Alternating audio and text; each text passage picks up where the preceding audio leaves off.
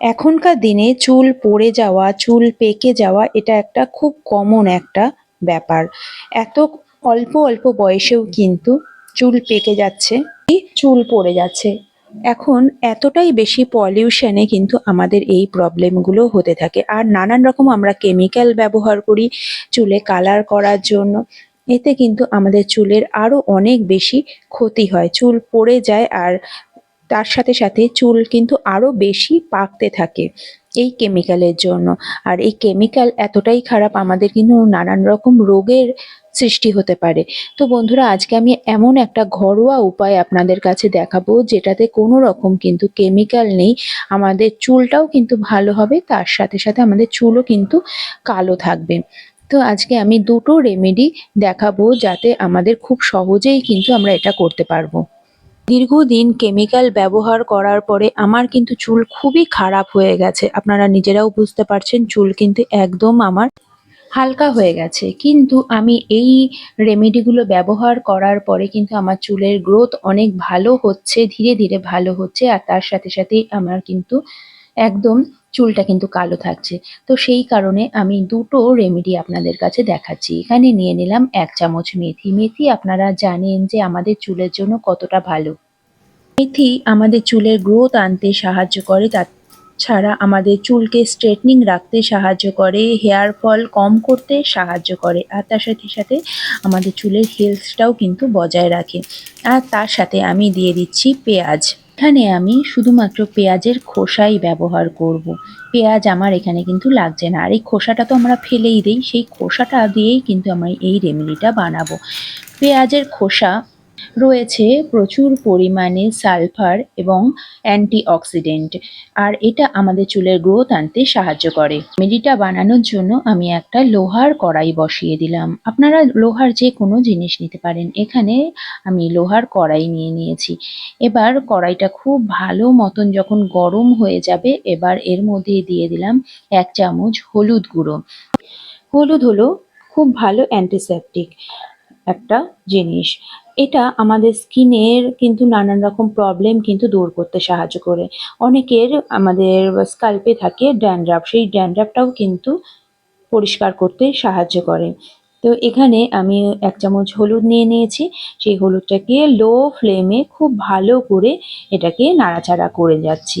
একদম যখন কালো হয়ে যাবে ততক্ষণ পর্যন্ত এটাকে ভালো করে ভেজে যেতে হবে। এবার আমি গ্যাসের ফ্লেমটা বন্ধ করে দিয়েছি, কারণ কড়াইটা কিন্তু খুব ভালো মতন গরম রয়েছে। এই গরমেই কিন্তু হলুদটা খুব ভালো মতন ভাজা হয়ে যাবে।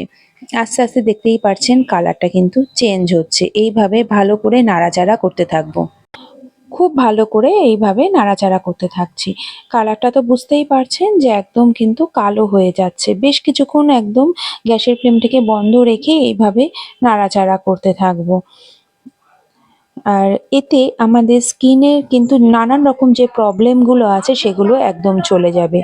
কোনো কেমিক্যাল ছাড়া এইভাবে ন্যাচারালভাবে যদি আমরা চুলের কিছু ট্রিটমেন্ট করতে পারি তবে কিন্তু ভীষণই ভালো। আমাদের চুল কিন্তু একদম ঝরা কমে যাবে। বন্ধুরা, বিশ্বাস করবেন না, নানান রকম কেমিক্যাল ব্যবহার করে আমার চুলের এতটাই খারাপ অবস্থা হয়েছিল, কিন্তু আমি এখন এই ঘরোয়া রেমেডি ব্যবহার করে আমার কিন্তু অনেকটাই উপকার হয়েছে। এবার আমি পেঁয়াজের খোসাটা আর মেথিটা দিয়ে নাড়াচাড়া করব। এটা দিয়ে খুব ভালো করে নাড়াচাড়া করব। একদম এবার গ্যাসের ফ্লেমটা আমি জ্বালিয়ে নিয়েছি, একদম লো ফ্লেমে রয়েছে। এবার আমি মেথিটা আর পেঁয়াজের খোসাটা ভালো করে নাড়াচাড়া করতে করতে দেখুন একদম কিন্তু কালো হয়ে গেছে। এই কালো রংটাই কিন্তু আমাদের দরকার। এর মধ্যে দিয়ে দেব আমি 1 কাপ পরিমাণে তেল। এখানে প্রথমে আমি কিছুটা তেল দিচ্ছি, এরপরে আরও কিছুটা আমি তেল মিশিয়ে নেব। এবার এটাকে আপনারা খুব ভালো করে নাড়াচাড়া করবেন। এবার ছেঁকে আমি এটাকে নিচ্ছি। বেশ কিছুক্ষণ নাড়াচাড়া করে নিচ্ছি। এবার দেখুন তেলটা কিন্তু একদম কালো হয়ে গেছে। এবার ভালো করে নাড়াচাড়া করে এবার এটাকে ছেঁকে আমি নেব। এবার এটাকে ছেঁকে নিচ্ছি। এর মধ্যে কিন্তু আমি আরও কিছুটা তেল কিন্তু মেশাতে পারবো। মোটামুটি এটা করে আপনারা 4 থেকে 5 বার কিন্তু আপনারা অনায়াসে লাগাতে পারবেন।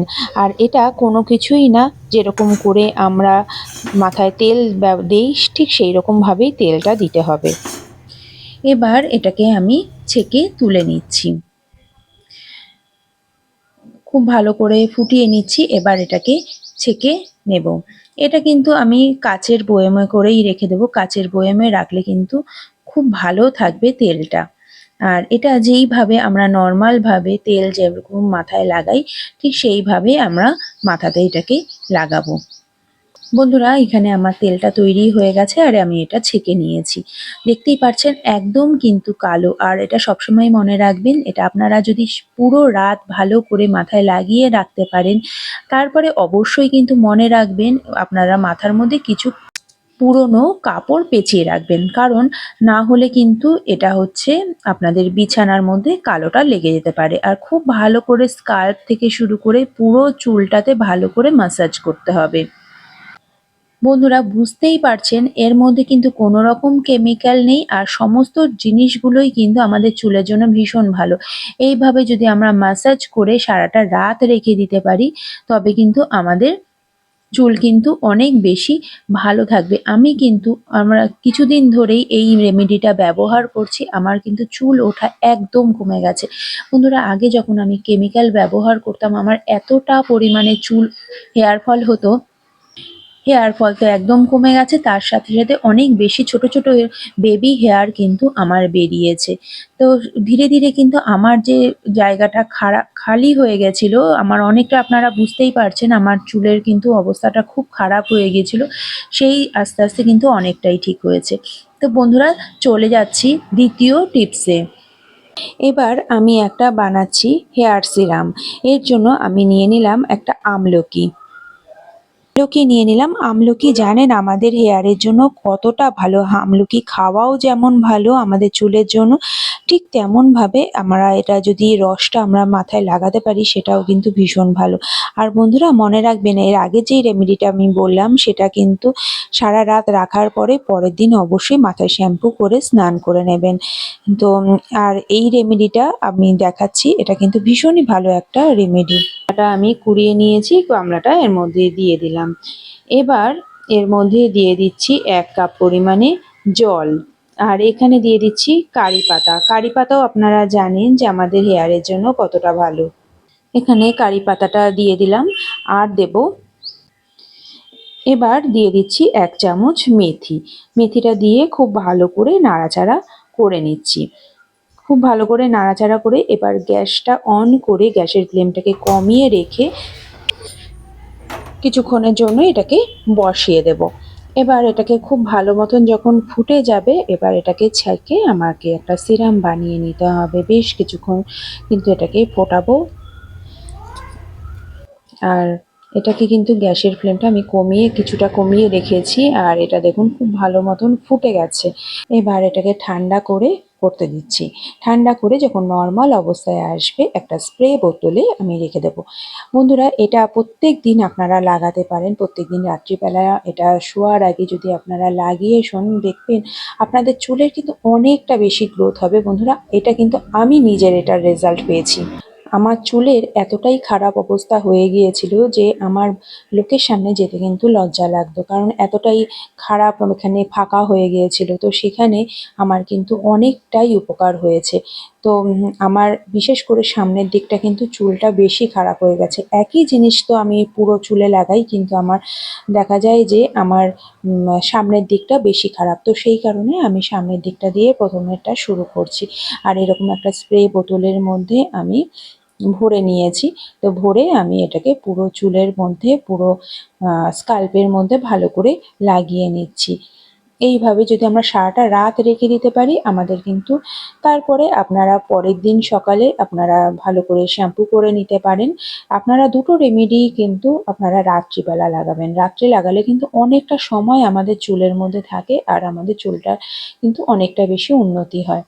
তো বন্ধুরা, আমি অনেকটাই কিন্তু উপকার পেয়েছি। আপনারা যদি এর ব্যবহার করেন আপনারা নিজেরাই বুঝতে পারবেন এর কতটা ভালো এই জিনিসটা, কোনো রকম কেমিক্যাল নেই, শুধু একদম ঘরোয়া রেমেডি দিয়ে কিন্তু এই জিনিসটা তৈরি করা। তো আপনারা অবশ্যই এটা ব্যবহার করুন, ব্যবহার করে অবশ্যই কমেন্টে জানাবেন আপনাদের কেমন লাগছে, আর আপনারা কে কোথা থেকে দেখছেন আর আপনাদের চুলের কি পরিস্থিতি সেটাও কিন্তু আমাকে জানাবেন। ভালো লাগলে লাইক, শেয়ার, কমেন্ট আর সাবস্ক্রাইব করে পাশে থাকবেন।